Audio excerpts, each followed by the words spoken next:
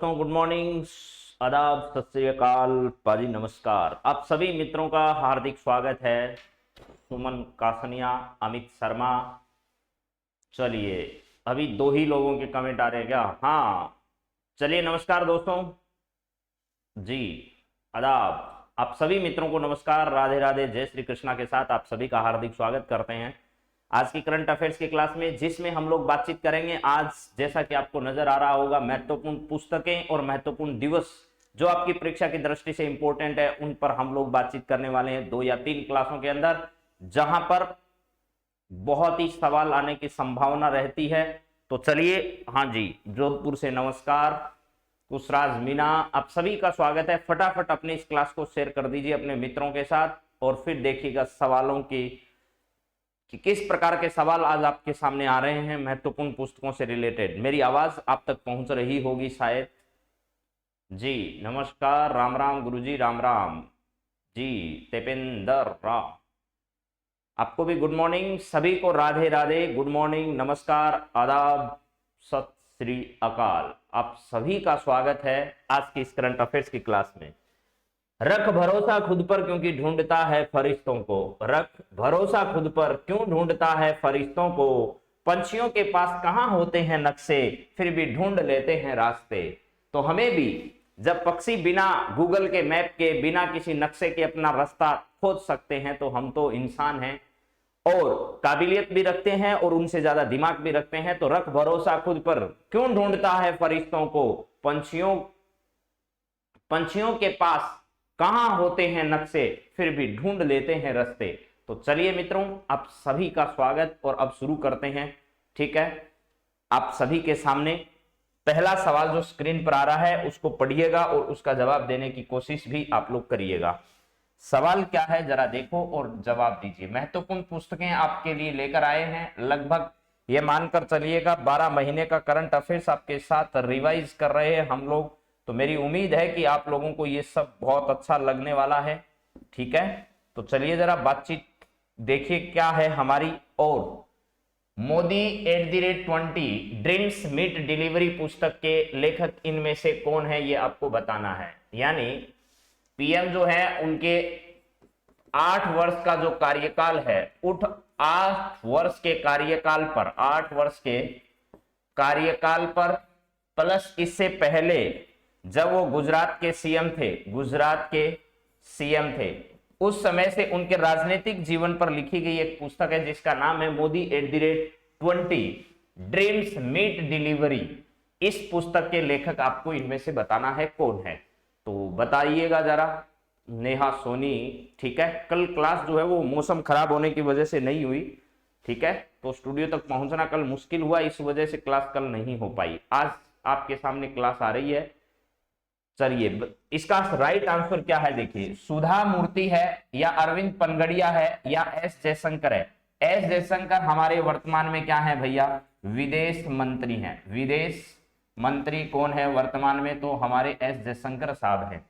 अरविंद पनगड़िया आप लोगों को पता होगा मेरे दोस्तों, ये नीति आयोग के पहले उपाध्यक्ष रह चुके हैं। आयोग के क्या रह चुके हैं, उपाध्यक्ष। और वो भी कौन से नंबर के उपाध्यक्ष रहे हैं, तो फर्स्ट नंबर के उपाध्यक्ष हैं वो रहे हैं। फिर सुधा मूर्ति, तो इनमें से ये सभी जो हैं, और भी बहुत सारे लोग हैं जिन्होंने इसमें सहयोग किया, लेकिन मैंने इसमें 3 का ही नाम आपके सामने लिखा है। तो यहां पर देखिएगा आपका राइट आंसर ये सभी है। इन सब ने मिलकर, और इनके साथ कुछ और लोग भी हैं जिन्होंने इस पुस्तक को लिखने का काम किया। सबके अलग अलग आलेख हैं, अलग अलग विचार हैं। तो ये जो है वो प्रधानमंत्री नरेंद्र मोदी के 8 वर्ष के, ये जो प्रधानमंत्री के तौर पर उनका कार्यकाल है वो, और प्लस पहले गुजरात के सीएम रहते हुए कुछ काम इन्होंने ऐसे किए हैं, उन सबको ध्यान में रखते हुए इस पुस्तक की रचना की गई है। चलिए जरा अगला सवाल देखिएगा क्या है। नेक्स्ट है आपके सामने, यहां लिखा हुआ how to prevent the next pandemic. How to prevent the next pandemic पुस्तक जो है वो इनमें से किसके द्वारा लिखी गई है। How to prevent the next pandemic पुस्तक जो है, how to prevent the next pandemic, यह पुस्तक किसके द्वारा लिखी गई है। देखिए, ये हमारे पीएम साहब हैं, ठीक है, और ये हमारे जी कुछ ही समय के अब राष्ट्रपति जी हैं। ठीक है, कुछ ही समय के क्या है, राष्ट्रपति जी, और हो सकता है क्या, लगभग कंफर्म है, भारत को दूसरी महिला राष्ट्रपति भी मिलने वाली है। ठीक है, मुर्मू साहब का नाम जो है वो एनडीए की तरफ से अनाउंस किया गया है। तो 18 जुलाई जो है, 18 जुलाई को राष्ट्रपति का क्या होने वाला है, चुनाव होने वाला। 18 तारीख को राष्ट्रपति का चुनाव होने वाला है, तो ये भी हमें ध्यान रखना है।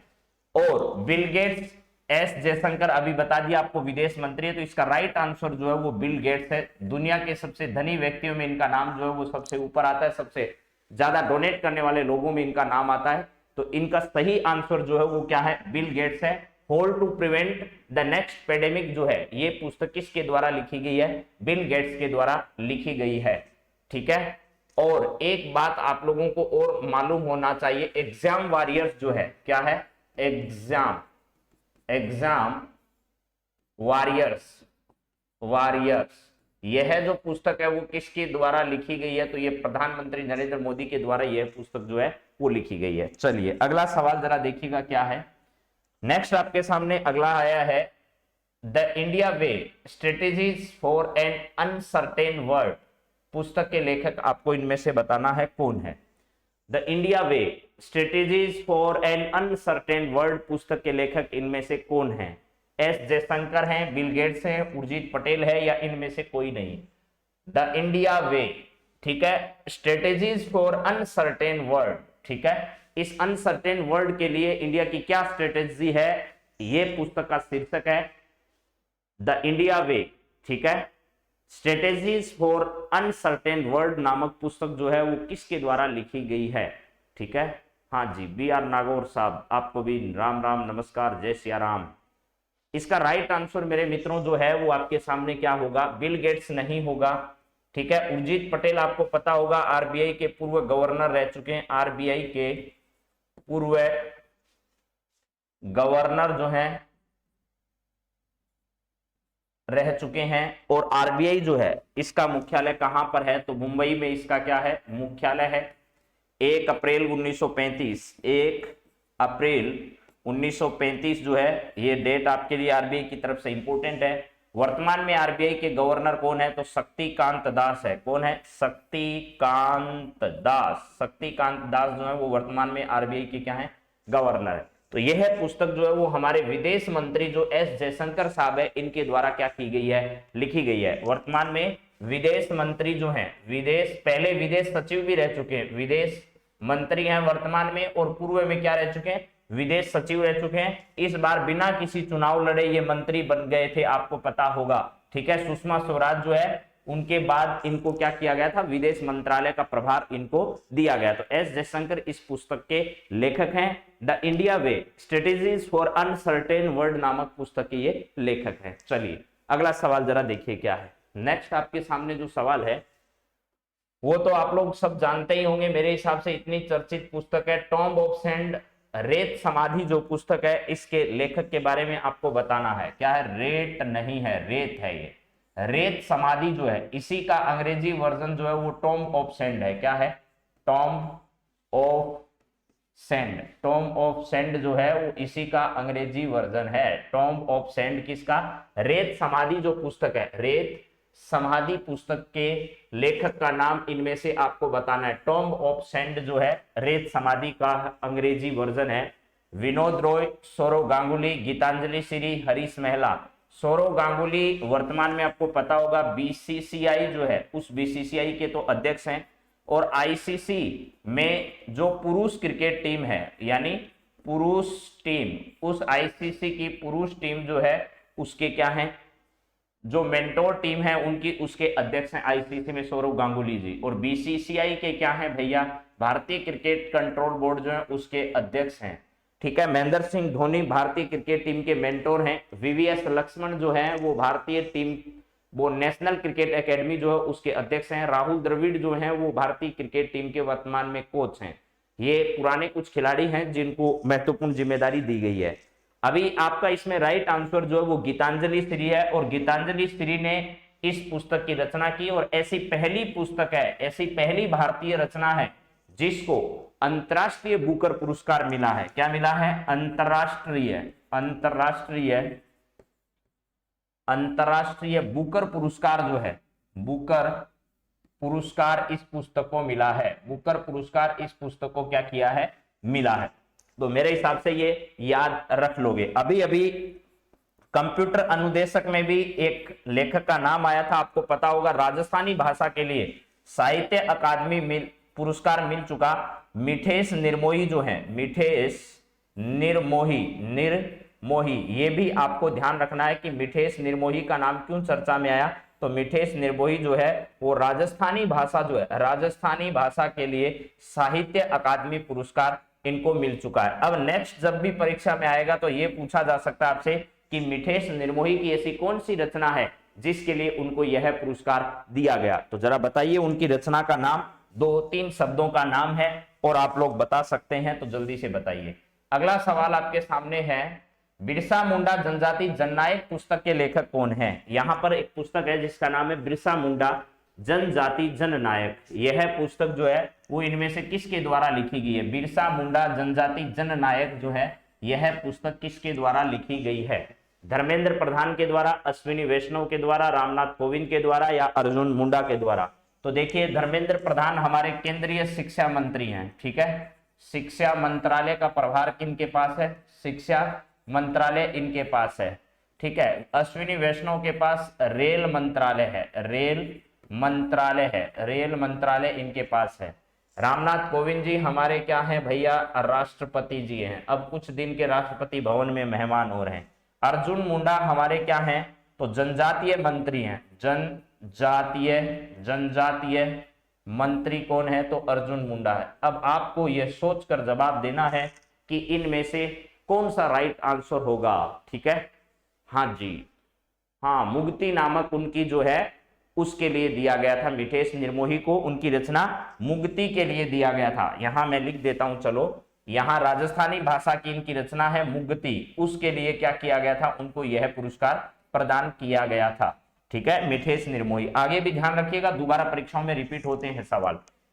यहां पर इसका राइट आंसर जो है वो आप लोगों ने क्या दिया है, मैं देखता हूं, किसी ने कोई जवाब इसका नहीं दिया। इसका राइट आंसर जो है वो धर्मेंद्र प्रधान साहब है, जो कि केंद्रीय शिक्षा मंत्रालय के मंत्री हैं, उनके द्वारा बिरसा मुंडा जो है इन पर एक पुस्तक लिखी गई है, बिरसा मुंडा जो है इन पर एक पुस्तक लिखी गई। और बिरसा मुंडा को आदिवासी जो है वो अपने देवता के रूप में क्या करते हैं, पूजते हैं, क्योंकि बिरसा मुंडा जो है वो जनजाति जो विद्रोह है, उन जनजाति विद्रोहों के समय जनजातियों की आवाज उठाने के लिए अग्रणी रूप से जाने जाते थे। इनके खिलाफ होने वाले अत्याचारों से के खिलाफ आवाज उठाने के लिए इनका नाम जो है वो सबसे आगे था। तो धर्मेंद्र प्रधान ने जो शिक्षा मंत्री है केंद्र सरकार में वर्तमान में, उन्होंने इस पुस्तक की रचना की है। चलिए अगला सवाल जरा देखिएगा क्या है। नेक्स्ट है, not just a night watchman, my innings with BCCI पुस्तक के लेखक इसमें से कौन है। यानी इन्होंने लिखा है not just a night watchman, मैंने यानी जो जस्ट एक नाइट वॉचमैन की तरह मेरा संबंध नहीं रहा है, किससे, बीसीसीआई से। तो यहां है not just a night watchman, my innings with BCCI पुस्तक के लेखक इनमें से कौन है, विनोद रॉय, रवि शास्त्री, महेंद्र सिंह धोनी, राहुल द्रविड़। तो रवि शास्त्री जो है वो पूर्व क्रिकेटर हैं और पूर्व भारतीय क्रिकेट टीम के क्या हैं भैया, कोच रह चुके हैं अभी। महेंद्र सिंह धोनी भारतीय क्रिकेट टीम के वर्तमान में मेंटोर है, ठीक है, क्या है, वर्तमान में मेंटोर है भारतीय क्रिकेट टीम के। और इसके अलावा मेरे दोस्तों राहुल द्रविड़ जो हैं वो वर्तमान में भारतीय क्रिकेट टीम के क्या हैं, कोच हैं। इसका राइट आंसर जो है वो होगा विनोद रॉय। विनोद रॉय जो है वो भी पूर्व क्रिकेटर हैं, विनोद रॉय भी क्या है, पूर्व क्रिकेटर हैं, पूर्व क्रिकेटर है, क्रिकेटर। इनके द्वारा एक पुस्तक लिखी गई जिस पुस्तक का नाम है not just a night watchman, my innings with BCCI, ये पुस्तक इनके द्वारा लिखी गई है। चलिए नेक्स्ट सवाल जरा देखिएगा क्या है। अगला आपके सामने है, क्वीन ऑफ फायर पुस्तक के लेखक इनमें से कौन है। Queen of the fire, queen of the fire पुस्तक इनमें से किसके द्वारा लिखी गई है, हरीश मेहरा, देविका रंगचारी, प्रेम रावत, यश धूल। तो बता दीजिए फटाफट, यह है पुस्तक इनमें से हरीश मेहरा या किसके द्वारा इस पुस्तक की क्या की गई है, रचना की गई है। यहां पर है कि क्वीन ऑफ द फायर पुस्तक के लेखक इनमें से कौन है, तो हरीश मेहता, प्रेम रावत, यश धूल, देविका रंगचारी, इनमें से किसके द्वारा यह पुस्तक जो है वो लिखी गई है। हाँ जी, इसमें से भी आपका जवाब आना ठीक है। तो इसका राइट आंसर जो है वो देविका रंगचारी है। देविका रंगचारी के द्वारा यह पुस्तक क्या की गई है, लिखी गई है, queen of the fire. Queen of the fire जो है यह पुस्तक देविका रंगचारी के द्वारा क्या की गई है, लिखी गई है। यश धूल आपको पता होगा, भारतीय क्रिकेट टीम जो है, भारतीय अंडर 90, भारतीय अंडर 90 क्रिकेट टीम जो है, क्रिकेट टीम, उस क्रिकेट टीम ने इस बार जो है वो अपना वर्ल्ड कप जीता था। उस टीम के ये क्या है भैया, कप्तान हैं। उस टीम के ये क्या रहे थे, यश धूल उस टीम के कप्तान रहे थे। तो इसका राइट आंसर जो है वो देविका रंगचारी है और क्वीन ऑफ द फायर यह पुस्तक इन्होंने लिखी है। अगला सवाल जरा देखिएगा क्या है। गोल्डन बॉय नीरज चोपड़ा पुस्तक के लेखक इनमें से कौन है। गोल्डन बॉय नीरज चोपड़ा जो है यह पुस्तक जो है वो इनमें से किसके द्वारा लिखी गई है। Golden boy Neeraj Chopra. नीरज चोपड़ा जो है इन्होंने क्या किया था आपको पता होगा, टोक्यो जो ओलंपिक है, टोक्यो में इन्होंने गोल्ड मेडल भारत को दिलाया था। किस में भैया, इन्होंने गोल्ड मेडल भारत को दिलाया था भाला फेंक में, भाला फेंक। तो आप अब ये भी बता दीजिए कि ये भाला फेंक दिवस जो है वो कब मनाया जाता है, भाला फेंक दिवस किस दिन मनाया जाता है इनकी याद में। प्लस पुणे में सेना द्वारा, पुणे में सेना द्वारा क्या किया गया, इनके नाम पर एक स्टेडियम का नाम भी कर दिया गया। स्टेडियम जो है उसका नामकरण भी नीरज चोपड़ा के नाम पर कर दिया गया पुणे में सेना के द्वारा। गोल्ड मेडल इन्होंने क्या किया था, जीता था। इसके अलावा भारत सरकार ने अभी अभी जो पुरस्कार वितरण किए, खेल रत्न पुरस्कार जो दिए गए थे, राजीव गांधी खेल रत्न पुरस्कार और वो सब, उनमें भी इनका नाम अनाउंस किया गया था क्या। इसके अलावा जो अभी पद्मश्री, पद्म विभूषण वो सब पुरस्कार दिए, उसमें भी क्या नीरज चोपड़ा को कोई पुरस्कार मिला था क्या। तो ये सब बातें आपको नीरज चोपड़ा के बारे में मालूम होनी चाहिए। ठीक है जी, हाँ, 8वें में आप सबका जवाब तो ए एकदम सही है। ठीक है, चलिए राइट आंसर इसका क्या है, नवदीप सिंह गिल है। उन्होंने इस पुस्तक गोल्डन बॉय नीरज चोपड़ा इस पुस्तक की रचना की थी। चलिए यहां पर राइट आंसर आपका आ गया है। ठीक है, यहां पर है नवदीप सिंह गिल जो है वो इसका राइट आंसर है। गोल्डन बॉय नीरज चोपड़ा इस पुस्तक की रचना इनके द्वारा की गई थी। किरण बेदी जो है वो पूर्व में आईपीएस अफसर रह चुकी है। ठीक है, इसके अलावा पुदुचेरी जो है, पुदुचेरी जो कि भारत का एक तटीय भाग है, उस तटीय भाग से संबंध है, वहां पर ये पूर्व में उपराज्यपाल जो है वो रह चुकी है। यहाँ पर उपराज्यपाल जो है वो पुदुचेरी की रह चुकी है। और इससे पहले शब्द जोड़ देता हूं पूर्व, यानी अब नहीं है। चलिए अगला सवाल देखिए क्या है। नेक्स्ट आपके सामने है, फियरलेस गवर्नेंस पुस्तक के लेखक इनमें से कौन हैं। फियरलेस गवर्नेंस पुस्तक के लेखक कौन हैं। Kiran Bedi, Rajiv Kumar Bhatia, Bill Gates, Jimmy Soni. यह फियरलेस गवर्नेंस पुस्तक जो है वो इनमें से किसके द्वारा लिखी गई है। चलिए बताइए, यहां पर है आपके सामने। आप अपने सभी मित्रों को अब एक ऊर्जा भरी सुबह में सब अपने दोस्तों को उठाइए और इनके साथ इस क्लास को शेयर कर दीजिए ताकि वो भी जुड़ जाएं। पुराने समय में जब आपकी जीके भाई सुभाष चरण यूट्यूब चैनल पर क्लास होती थी तो खूब साथी सुबह सुबह जुड़ते थे, उन सबको यहाँ लेकर आइए ताकि गुरुकुल तारानगर के यूट्यूब चैनल पर भी वो अपनी क्लासों का आनंद ले सकें, उनका भी करंट अफेयर्स वापस सुचारू रूप से स्टार्ट हो पाए, आगामी आने वाली भर्ती परीक्षाओं के लिए सब लोगों का आनंद हो। फियरलेस गवर्नेंस पुस्तक के लेखक इनमें से कौन है, तो नेहा सोनी का एकदम राइट आंसर आया है। इस पुस्तक को किरण बेदी के द्वारा क्या किया गया है, लिखा गया है। ठीक है, और अभी अभी मैंने बताया था किरण बेदी जो है वो पूर्व में क्या रह चुकी है, आईपीएस अफसर रह चुकी है और पूर्व उपराज्यपाल रही है। कहाँ की, तो ये रही है पुडुचेरी की। कहाँ की भैया, पुडुचेरी। और ये पुडुचेरी जो है वो एक तटीय भाग है और भारत के दो तटों पर जो है, पूर्वी तट और पश्चिमी तट जो दोनों हैं, उन दोनों तटों पर यह भाग है। एक भाग यहाँ है इसका, एक भाग यहाँ है और एक भाग यहाँ है।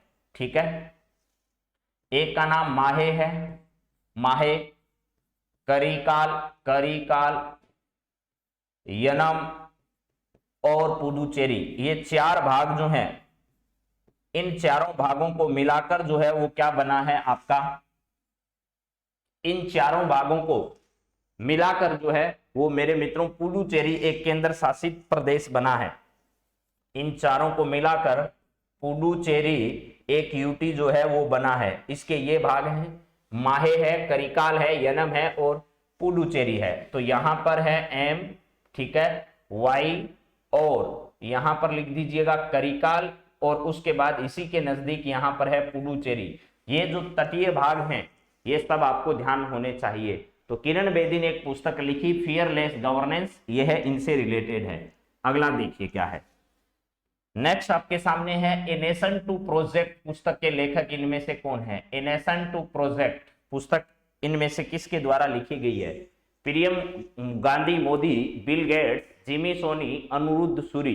तो यह भी पुस्तक जो है वो प्रियम गांधी के द्वारा लिखी गई है। प्रियम गांधी मोदी जो है ए नेशन टू प्रोजेक्ट जो है यह भी देश के प्रधानमंत्री जो है उनको केंद्र में रखकर एक पुस्तक लिखी गई है, उसका नाम है ए नेशन टू प्रोजेक्ट। प्रियम गांधी के द्वारा इस पुस्तक की क्या की गई है? रचना की गई है। तो यहां पर है प्रियम गांधी मोदी जो है वो इसका राइट आंसर होगा। बिल गेट्स आपको बताई दिया। नेक्स्ट पेंडेमिक के बारे में एक संबंधित इससे एक पुस्तक इन्होंने लिखी है। चलिए, ये महत्वपूर्ण आपके सामने कुछ पुस्तक आज मैंने रखी है। 10 सवाल और 10 ही कल रखने वाला हूं पुस्तकों से रिलेटेड। अब कुछ महत्वपूर्ण दिवस की हम लोग बातचीत करेंगे जो अभी करंट की दृष्टि से रिलेटेड महत्वपूर्ण दिवस है, मैं उन्हीं की बातचीत करूंगा। सारे दिवस आपको ना तो याद करने हैं ना याद रहेंगे।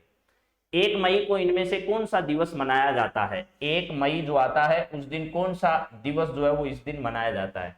महाराष्ट्र दिवस, गुजरात दिवस या अंतर्राष्ट्रीय श्रम दिवस या विश्व हास्य दिवस? इनमें से कौन सा दिवस है वो 1 तारीख को मनाया जाता है? यानी कि 1 मई को इनमें से कौन सा डे जो है वो मनाया जाता है प्रमुखता से? बोलो जरा। प्रियम मोदी गांधी वाला सही है सबका। यहां पर है महाराष्ट्र दिवस 1 मई को आता है क्या? क्या गुजरात 1 मई को आता है क्या? और अंतर्राष्ट्रीय श्रम दिवस तो पक्का 1 तारीख को आता है भाई। अंतर्राष्ट्रीय श्रम दिवस जो है वो किस तारीख को आता है? पक्का ही 1 तारीख को आता है। 1 मई को यह दिवस जो है वो क्या किया जाता है? मनाया जाता है।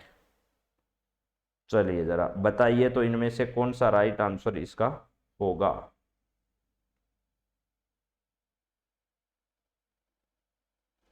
हाँ जी, hello sir, good morning. GS Sharma ji good morning, सबको गुड मॉर्निंग भाई।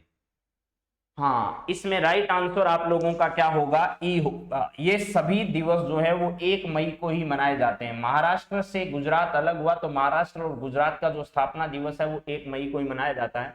अंतर्राष्ट्रीय श्रम दिवस जो है वो भी कब मनाया जाता है? तो 1 मई को मनाया जाता है। विश्व हास्य दिवस जो है वो भी 1 मई को मनाया जाता है। ये सभी दिवस जो है वो 1 मई को आते हैं। केवल अंतर्राष्ट्रीय श्रम दिवस आपको मालूम है, इसका मतलब सी आंसर नहीं, ये सभी इसके सही जवाब हैं। हाँ जी, चलिए अगला सवाल जरा देखिएगा क्या है। यहां है विश्व प्रेस स्वतंत्रता दिवस कब मनाया जाता है? विश्व प्रेस स्वतंत्रता दिवस कब मनाया जाता है? और अभी हाल ही में विश्व प्रेस स्वतंत्रता सूचकांक जो जारी किया गया, सूचकांक, उस सूचकांक में कौन सा स्थान है भारत का? ये बताइए। 180 देशों को लेकर यह लिस्ट जारी की गई। उस 180 देशों में भारत का स्थान कौन सा है ये बताइएगा। जो विश्व प्रेस स्वतंत्रता सूचकांक जारी किया गया उसमें 180 देशों में भारत का कौन सा स्थान है यह भी बताने की कोशिश करिएगा। यहां पर है 3 मई को, 4 मई को, 5 मई को, 6 मई को विश्व प्रेस स्वतंत्रता दिवस इनमें से किस दिन मनाया जाता है? बोलो जरा, बोलो जरा, बोलो रे। आपको समय दिया है मैंने सवाल का सही आंसर देने के लिए। सूचकांक में 150 नंबर, एकदम सही। सैंडी वर्मा का राइट आंसर, अंजू योगी का भी एकदम सही आंसर आया है। बहुत बढ़िया, बहुत बढ़िया। एवी विश्नोई एकदम शानदार, गजब। अमित शर्मा एकदम सही।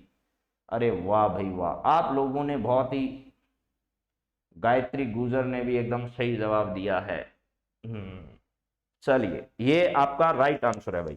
180 देशों में से भारत का इसमें से कौन सा स्थान है? 150वां नंबर है, ये आपको ध्यान रखना है। और एक ऐसा सूचकांक भी बताइए जो अभी अभी जारी किया गया, एक ऐसा सूचकांक है जिसमें भारत का 180 में से 180 नंबर है भाई। भारत के पूरे नंबर है, यानी अंतिम स्थान जो है वो भारत को मिला है। ऐसा कौन सा सूचकांक अभी अभी आया है जिसमें भारत को अंतिम पायदान पर रखा गया है? ये सूचकांक कौन सा है? उस सूचकांक का आपको नाम भी बताना है।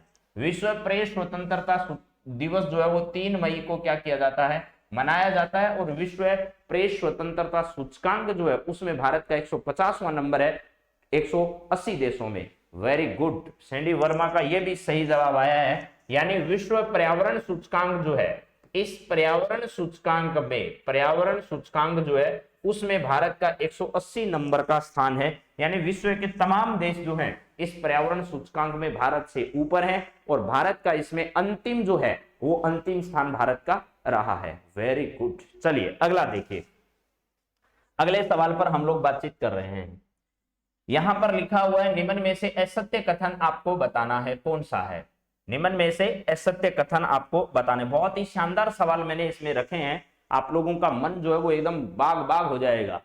निम्न में से असत्य कथन बताइए। विश्व थैलेसीमिया दिवस जो है वो 8 मई को मनाया जाता है। राष्ट्रीय प्रौद्योगिकी दिवस 11 मई को मनाया जाता है। विश्व रेड क्रॉस दिवस जो है वो 9 मई को आता है। और अंतरराष्ट्रीय जैव विविधता दिवस जो है वो 22 मई को आता है। तो इनमें से राइट आंसर कौन सा होगा कि इनमें से गलत कौन सा है? चलिए हाँ, इस बार जरा बताइए, अब की बार पता चलेगा कौन सही जवाब देता है। हाँ रोहित जी नमस्कार, हाँ धीरज नमस्कार, सबको गुड मॉर्निंग भाई। यहां है निम्न में से असत्य कथन आपको बताना है। थैलेसीमिया दिवस 8 मई को मनाया जाता है। राष्ट्रीय प्रौद्योगिकी दिवस 11 मई को मनाया जाता है। विश्व रेड क्रॉस दिवस और अंतरराष्ट्रीय जैव विविधता दिवस। सबसे इंपॉर्टेंट इसमें जो है वो अंतरराष्ट्रीय जैव विविधता दिवस है। अंतरराष्ट्रीय जैव विविधता दिवस जो है वो सबसे ज्यादा इंपॉर्टेंट है, आपको ये पता होना चाहिए। ये 22 मई को मनाया जाता है, ठीक है। अभी अभी 22 मई जो है वो गया है, तो आपको पता होगा 22 मई को अंतरराष्ट्रीय जैव विविधता दिवस। जैव विविधता का मतलब क्या है? जैव विविधता का मतलब यह है कि एक स्थान विशेष पर विभिन्न प्रकार के जीव जंतुओं की प्रजातियां जो है उन प्रजातियों का जो निवास है उसी को हम क्या कहते हैं? जैव विविधता कहते हैं। एक स्थान विशेष पर विभिन्न प्रकार के जीव जंतु जो हैं उनकी प्रजातियों का जो रहन से पाया जाना है वही क्या कहलाता है? जैव विविधता। इसमें देखिए मेरे मित्रों, आपका यहाँ पर विश्व रेड क्रॉस दिवस जो है वो 9 मई को नहीं मनाया जाता है। विश्व रेड क्रॉस डे जो है वो 9 मई को नहीं मनाया जाता है, ठीक है। तो 9 मई को नहीं मनाया जाता, तो विश्व रेड क्रॉस डे मनाया कब जाता है फिर ये भी तो बताओ जरा। विश्व रेड क्रॉस डे जब 9 तारीख को नहीं मनाया गया रहा तो ये मनाया किस दिन जाता है फिर ये भी बताने की कोशिश कर सकते हो आप लोग चाहो तो, ठीक है। तो ध्यान रखना, विश्व रेड क्रॉस डे जो है वो भी कब मनाया जाता है? 8 मई को ही मनाया जाता है। 8 मई को विश्व रेड क्रॉस डे मनाया जाता है, ठीक है। यहाँ पर राष्ट्रीय प्रौद्योगिकी दिवस टेक्नोलॉजी डे जो है वो 11 मई को आता है और 8 मई को थैलेसीमिया दिवस आता है। जैव विविधता दिवस जो है वो 22 मई को मनाया जाता है। अल्ले चलिए अगला सवाल देखिए क्या है। यह सवाल बहुत ही इंपॉर्टेंट है, बहुत ही क्या ज्यादा इंपॉर्टेंट सवाल है। इसको मैं 5 स्टार कर देता हूं। मैंने हालांकि इसमें सारे सवाल एक साथ डाल दिए, लेकिन आपके पेपर वाला कोई एक भी आपसे पूछ सकता है। ये अगर डे में से आएगा कोई डे तो इनमें से जरूर आएगा। जरा बताओ भाई। 22 मार्च को जल दिवस मनाया जाता है, ठीक है। और यहां पर है 22 अप्रैल को पृथ्वी दिवस आता है, 22 मई को जैव विविधता दिवस आता है, 5 जून को पर्यावरण दिवस आता है। इनमें से आपको सत्य कथन बताना है कौन सा है। तो देखिए पहले तो मैंने लिखा है आपके सामने डेट, उसके बाद लिखा है कौन सा डे मनाया जाता है, उसके बाद उसकी लिखी है थीम, ठीक है। इधर जो लास्ट में लिखी है वो इसकी क्या है? वर्ष 2022 की थीम है, वर्ष 2022 की। इसकी है भूजल। भूजल अदृश्य को दृश्यमान करना, अदृश्य को क्या करना है? दृश्यमान करना है, अदृश्य को दृश्यमान करना, ये इसकी क्या है? थीम है। अब जरा देखो, 22 मार्च को जल दिवस मनाया जाता है, भूजल अदृश्य को दृश्यमान करना है इसकी थीम। 22 अप्रैल को पृथ्वी दिवस मनाया जाता है, तो पृथ्वी को क्या करना है? इन्वेस्ट इन आवर प्लैनेट है। प्लैनेट जो है उसके बारे में चर्चा होगी, तो पृथ्वी की चर्चा होगी। इतना आप लोग थोड़ा सा पूरी याद नहीं रहे तो भी कोई दिक्कत नहीं है, ठीक है। इसके बाद है 22 मई को जैव विविधता दिवस। अभी अभी आपको बताया, सभी के जीवन के लिए एक साझा भविष्य का निर्माण करना इस बार के जैव विविधता दिवस की थीम है। 5 जून को इस बार पर्यावरण दिवस जो है वो मनाया गया, तो आपको पता होगा ओनली वन अर्थ जो है वो इस बार की इसकी क्या रही है, थीम रही है। इसमें सत्य कथन आपको पूछा है, सत्य है सभी कथन, कोई भी कथन इसमें असत्य नहीं है। दोबारा याद कर लो, 22 मार्च भूजल अदृश्य को दृश्यमान करना, 22 अप्रैल पृथ्वी दिवस, इन्वेस्ट इन आवर प्लैनेट, 22 मई को जैव विविधता दिवस, सभी के जीवन के लिए एक साझा भविष्य का निर्माण, 5 जून पर्यावरण दिवस मनाया जाता है, ओनली वन अर्थ जो है वो इसकी थीम है। ये सब के सब इंपोर्टेंट है, आपको बता दिए गए हैं। अगला सवाल देखिए क्या है। नेक्स्ट आपके सामने यहां पर 7 अप्रैल को विश्व स्वास्थ्य दिवस जो है वो क्या किया जाता है, मनाया जाता है। विश्व स्वास्थ्य दिवस जो है वो 7 अप्रैल को आता है।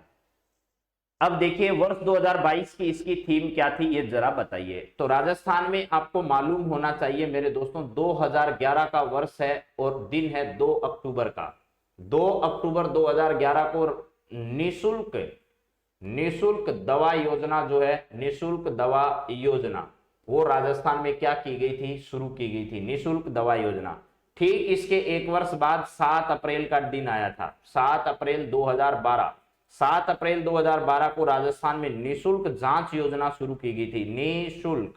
निशुल्क कौन सी योजना, निशुल्क जांच योजना जो है, निशुल्क जांच योजना, यह राजस्थान में क्या की गई थी, निशुल्क जांच योजना शुरू की गई थी। तो मेरे हिसाब से ये सब बातें आपको याद रह जाएगी, कोई दिक्कत नहीं है, ठीक है। हाँ जी, चलिए अब बताइएगा क्या है यहां पर सही जवाब। 7 अप्रैल को विश्व स्वास्थ्य दिवस जो मनाया गया उसके बारे में आपको बताना है। हमारा ग्रह हमारा स्वास्थ्य, हमारा ग्रह हमारा स्वास्थ्य, हमारी पृथ्वी हमारा स्वास्थ्य, योग और स्वास्थ्य, उत्तम स्वास्थ्य उत्तम जीवन। तो ये थीम अगर आपको आती है तो बताइएगा। हाँ जी, प्रिया चारण शाह नमस्कार, गुड मॉर्निंग। सर कल वो गंगानगर, हाँ नहीं उसकी कोई जानकारी नहीं है। इसका राइट आंसर जो है वो हमारा ग्रह, ठीक है, हमारा ग्रह हमारा स्वास्थ्य है, इसकी थीम है वर्ष 2022 की। वर्ष 2022 की थीम अगर आपसे बातचीत की जाए तो हमारा ग्रह हमारा स्वास्थ्य जो है वो इस वर्ष की क्या रही है, थीम रही है। ये याद कर लीजिएगा। विश्व स्वास्थ्य दिवस 7 अप्रैल को मनाया जाता है, ये भी कई बार सीधा सीधा भी आ जाता है।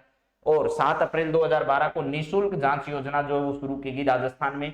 2011 में 2 अक्टूबर के दिन निःशुल्क दवा योजना शुरू की गई। और ये दोनों जो हैं इस समय वर्तमान के मुख्यमंत्री जो अशोक गहलोत जी हैं वही इस समय क्या थे, मुख्यमंत्री थे। चलिए अगला सवाल जरा देखिएगा क्या है। नेक्स्ट है विश्व टीकाकरण प्रतिरक्षण या सप्ताह 2022 कब से कब तक मनाया गया, जिसका विषय सभी के लिए लंबा जीवन है। देखिए विश्व टीकाकरण या प्रतिरक्षा सप्ताह जो है, ठीक है, विश्व टीकाकरण सप्ताह, विश्व टीकाकरण सप्ताह जो है वो कब से कब तक मनाया गया।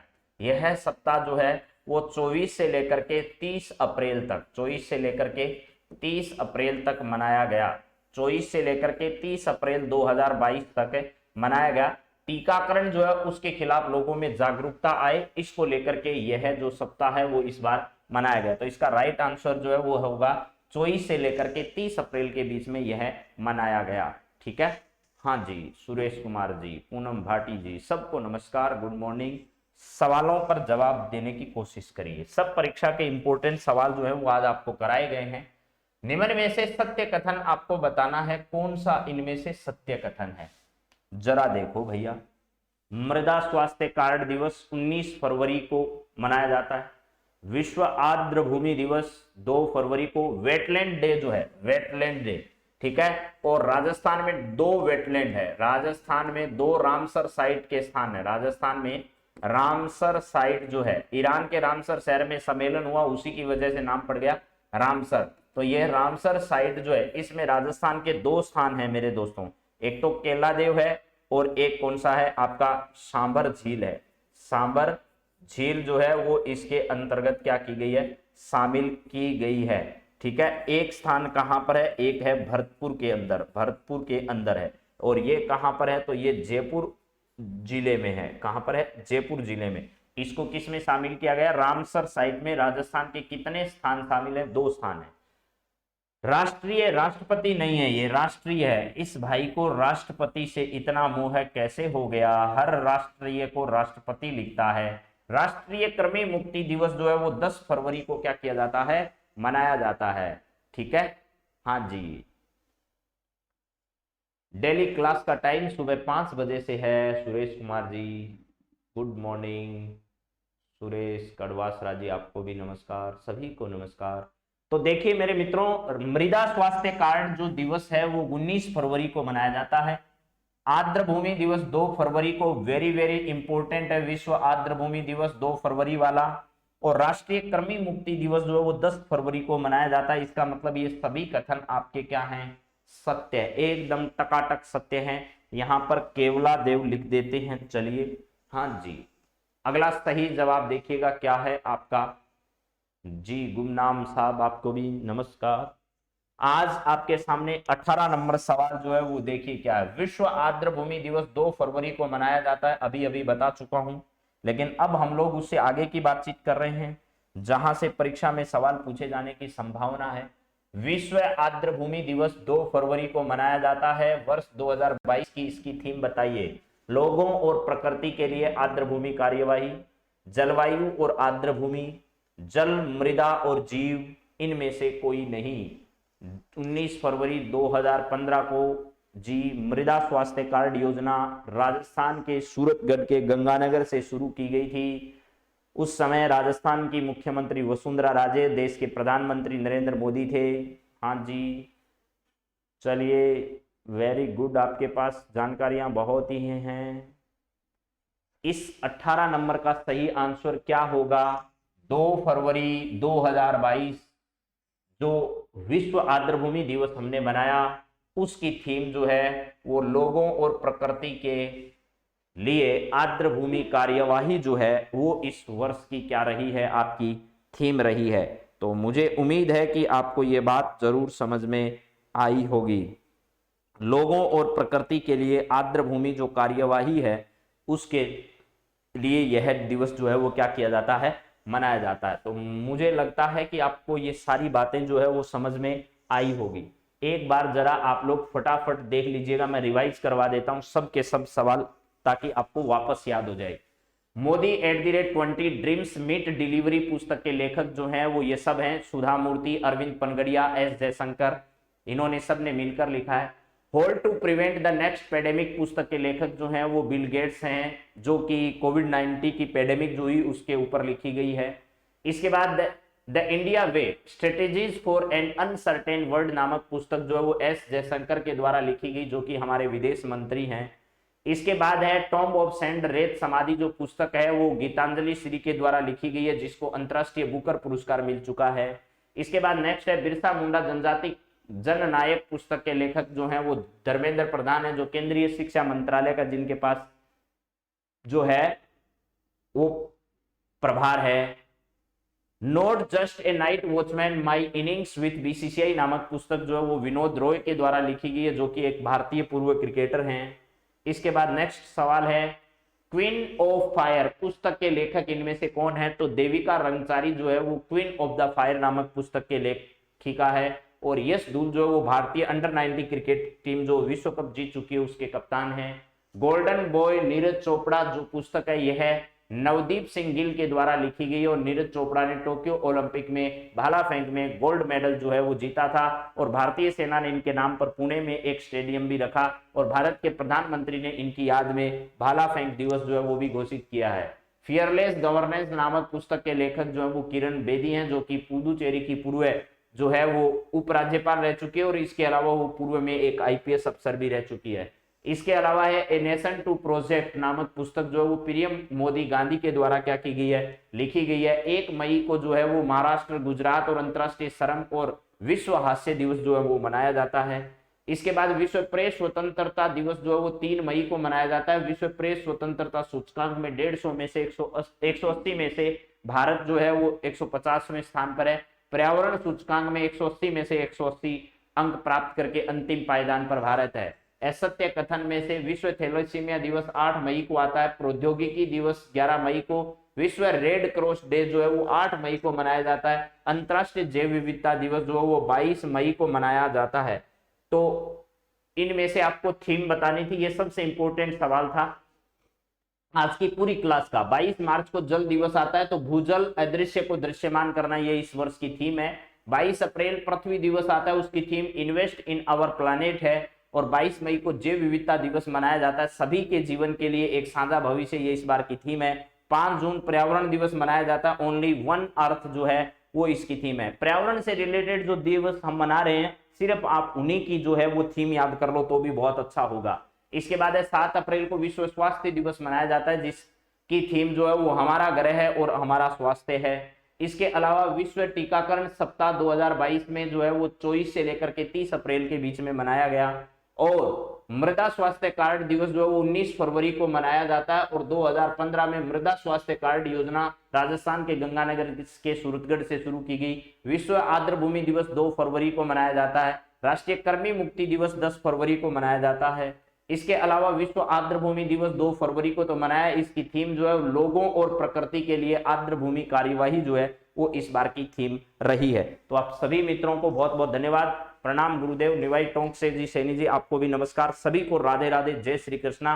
कल वापस मिलते हैं, आज की क्लास को यही विराम देते हैं। आप सभी मित्रों को बहुत बहुत आभार। Have a nice day, thank you.